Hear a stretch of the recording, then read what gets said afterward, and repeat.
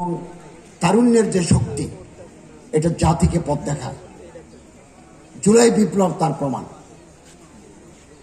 তারুণ্যের শক্তি কি পারে না, তাদের মধ্যে আছে উদ্যম, তাদের আছে ডেডিকেশন।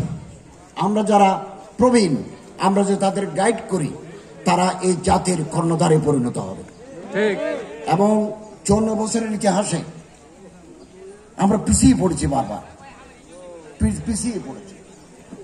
বিশ্ববিদ্যালয়ের ভাইস চ্যান্সেলররা পয়সা খেয়ে শিক্ষক নিয়োগ দেয়।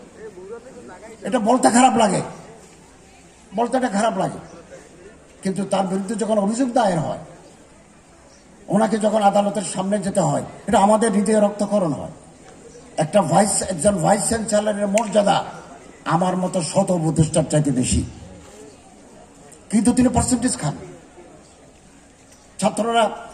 ছাত্র রাজনীতির সাথে যারা যুক্ত, তারা হল নির্মাণ, কনস্ট্রাকশনস এভাবে করে।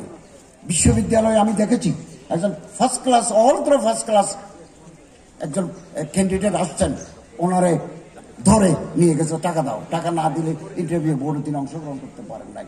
আমরা কি কোন দেশে বাস করি? আফ্রিকার পাপুয়া নিউগিনি, যারা মানুষের মাংস খায়, তাদের দেশে কালচার আছে বলে আমার মনে হয়। আসল দলীয় দৃষ্টিভঙ্গি আরেকটা আমাদের শেষ করে দিয়েছে। আমি যে দল, আমি ডিপার্টমেন্টের লোক নেব সে দলের, আমি